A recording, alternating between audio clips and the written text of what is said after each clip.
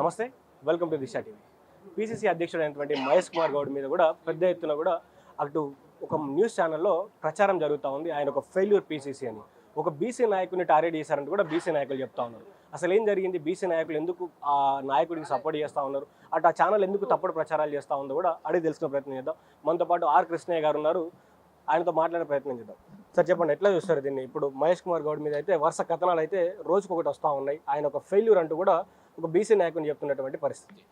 Mahesh Kumar Goud BC వర్గానికి చెందిన సమర్థుడైన నాయకుడు. ఆయనను కావలసి ఉద్దేశపూర్వకంగా కొన్ని అగ్రకులాలు, కొందరు గిట్టని వాళ్ళు చేసే కల్పిత కథలు. ఆయన సమర్థుడిగా విద్యార్థి నాయకుడు ఉన్నప్పటి నుంచి మనం పార్టీలకు అతీతంగా ఆలోచించినప్పుడు కూడా ఆయన నాకు విద్యార్థి నాయకుడు ఉన్నప్పుడే ఉస్మాన్ యూనివర్సిటీలో బాగా నాతోటి కలిసి ఉద్యమాలు చేసిండు. మంచి స్పీకరు, మంచి సమర్థుడైన నాయకుడు, మంచి ఆనెస్ట్ నాయకుడు. ఉద్దేశపూర్వకంగా ఆయనను పైకి వస్తున్నాడు, ఇంకా ఆయనకి ఏదైనా పెద్ద పదవి వస్తుందేమనే కుట్రతో ఆయనను ఫెయిల్యూర్ నాయకులుగా ప్రభుత్వంలోని ఒక వర్గమే ఈ విధంగా దుష్ప్రచారం చేస్తుంది. అంటే ఒక విషయం చూసుకుంటే ఇటు బీసీలు అందరూ పోరాడుతూ ఉన్నారు, బీసీల రాజ్యాధికారం రావాలని చెప్తా ఉన్నారు.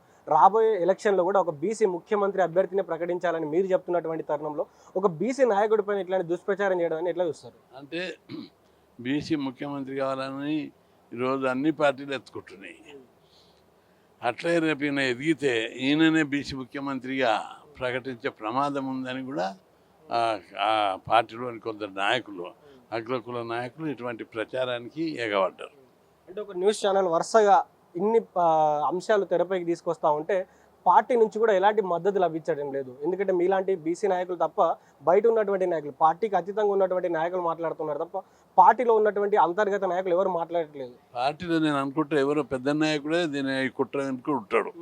అందుకే రాజకీయాలు ఎంత భ్రష్టు పట్టాయంటే నైతిక విలువలు లేవు, సామాజిక విలువలు లేవు, అభివృద్ధి దిశగా ఆలోచించరు, నిర్మాణాత్మకమైన కృషి చేయరు.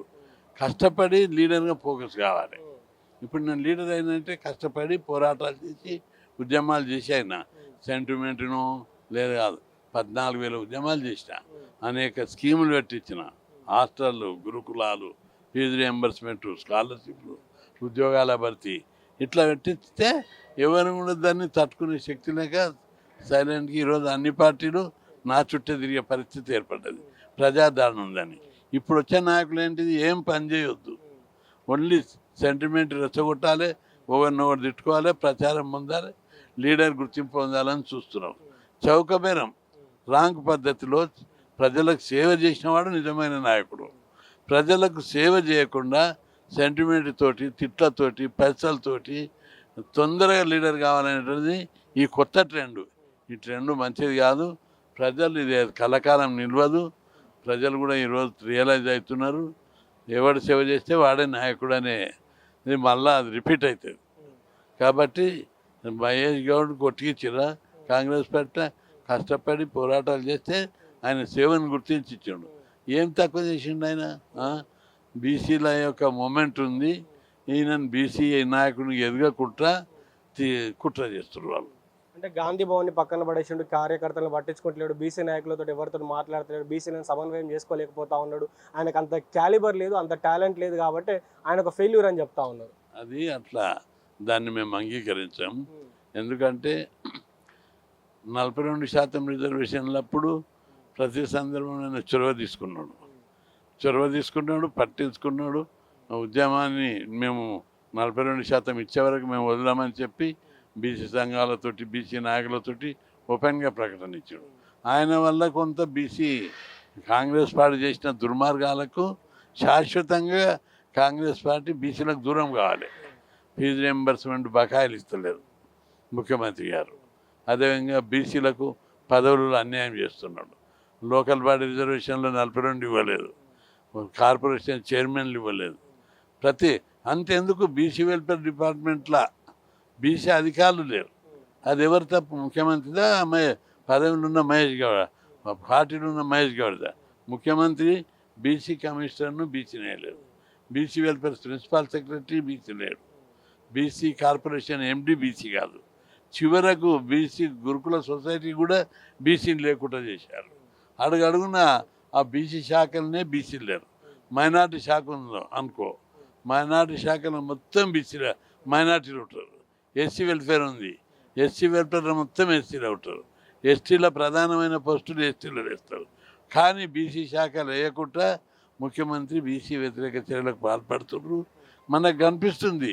నేను ఆరోపించడం కాదు, జవాబు చెప్పమని. దీనికి బీసీ కమిషనర్గా ఎవరు చేశారు? బీసీ వెల్ఫేర్ సెక్రటరీ ఎవరు? బీసీ కార్పొరేషన్ ఎండీ ఎవరు? బీసీ గురుకులాల సొసైటీ సెక్రటరీ ఎవరు? ఈ ప్రధానమైన పోస్టుల్లో బీసీలను ఎందుకు వేయలేదు? పేరుకే బీసీ వెల్ఫేర్, కానీ ఫంక్షనింగ్లో యాంటీ బీసీ. ఆ విధంగా నడుస్తుంది. అందుకే సర్దిద్దుకోమని హెచ్చరిస్తుంది. మీరు అందరూ అండగా ఉంటారా మహేష్ కుమార్ గౌడ్కి? బీసీ సంఘాలు అందరూ కావచ్చు, బీసీ నాయకులు అందరూ అండగా నిలబడతారు ఈ క్లిష్ట సమయంలో? నేనే కాదు, బీసీ సంఘాలన్నీ కూడా ఆయనకు అవమానపరిస్తే ఎట్టి పరిస్థితుల్లో అవమానపరచడం, లేదా వక్రీకరించడం, లేదా ఆయనను దుష్ప్రచారం చేయడాన్ని తీవ్రంగా ఖండిస్తున్నాం. బీసీలందరూ పార్టీలకు అతీతంగా ఆయనకు మద్దతు ఇస్తాం. సార్, రాష్ట్రంలో బీసీ అంశం ఈ విధంగా ఉంటే దేశంలో ఉన్నటువంటి అత్యాధునటువంటి న్యాయస్థానం ఈరోజు బ్యాక్వర్డ్ క్లాసెస్ సంబంధించినటువంటి అంశాన్ని తెరపైకి తీసుకొచ్చింది. కులగణలో ఈ అంశాన్ని తీసుకోవాలి, కులగణన చేయాలి, కులాలను కూడా గుర్తించాలంటూ కూడా వారు ఒక స్టేట్మెంట్ ఇవ్వడం జరిగింది. ఎట్లా చూస్తారు సార్ ఈ స్టేట్మెంట్? అంటే కేంద్ర ప్రభుత్వము బీసీ కులాలను లెక్కిస్తాము అని చెప్పి విధానపరమైన నిర్ణయం తీసుకుంది. దాన్ని వ్యతిరేకిస్తూ ఒక వ్యక్తి సుప్రీంకోర్టుకు కులాల లెక్కలు తీయొద్దని. అప్పుడు సుప్రీంకోర్టు ఏం చెప్పింది? కులాల లెక్కలు తీసేది కేంద్ర ప్రభుత్వం యొక్క విధానపరమైన నిర్ణయం, దాన్ని మేము జోక్యం చేసుకోము. లెక్కలు తీస్తే మంచిదే కదా. లెక్కలు తీస్తే ఆ కులాల అభివృద్ధికి, ఏ కులాలు వెనుకబడి ఉన్నాయి, వాళ్ళ అభివృద్ధికి ఎలాంటి చర్యలు తీసుకోవాలని నిర్ణయం అవుతుంది. అందుకే దానిలో జోక్యం చేసుకొని తీయాలని చెప్పింది. ఇది బీసీల పోరాట విజయం. ఇది బీసీల పోరాటం యొక్క 30 సంవత్సరాల పోరాట ఫలితం. మేము కూడా సుప్రీంకోర్టులో కేసు వేసినాం. అనేక అంశాలు సుప్రీంకోర్టులో ఉన్నాయి. ఇది క్లియర్గా సుప్రీంకోర్టు చెప్పింది. కాబట్టి తప్పనిసరి అందరికీ కేంద్ర ప్రభుత్వం పట్టించుకోవట్లేదని అన్నారు. మరి పట్టించుకోకపోతే సుప్రీంకోర్టు జడ్జిమెంట్ ఎందుకు ఇచ్చింది? అక్కడ సుప్రీంకోర్టు లోపల కేంద్ర ప్రభుత్వం బీసీ జనాభా లెక్కలు తీస్తామని వాదించింది. కాబట్టి సో అంటే నెక్స్ట్ బీసీల టార్గెట్ ఏముండబోతా ఉంది సార్? బీసీలకు చట్టసభలో రిజర్వేషన్లు కావాలి, బీసీలకు కేంద్రంలో మంత్రిత్వ శాఖ కావాలి. ఇంకా బీసీలకు మన తెలుగు రాష్ట్రాలు ఉన్నట్టు హాస్టళ్ళు, గురుకులాలు, ఫీజు రియంబర్స్మెంటు, స్కాలర్షిప్లు, చదువు, అధికారం, ఇవి రెండు బీసీలకు కావాలి. ఆర్థికంగా కూడా డెవలప్ అవ్వడానికి కార్పొరేషన్లు, సబ్సిడీ స్కీములు ప్రవేశపెట్టాలి.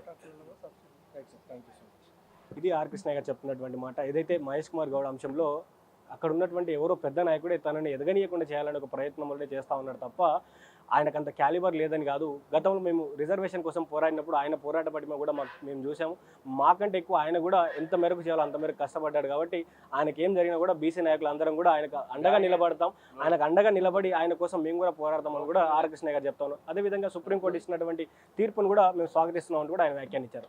చూద్దాం మరి రానున్నటువంటి రోజుల్లో తెలంగాణలో మరి బీసీల యొక్క పనితీరు ఏ విధంగా ఉండబోతుంది, నెక్స్ట్ వారు ఏం చేయబోతారో కూడా వేచి చూద్దాం. చూస్తున్నాను నేను దిశా టీవీ. నేను మీ journalist Srikanth, video journalist Prashanth from Disha TV, Hyderabad.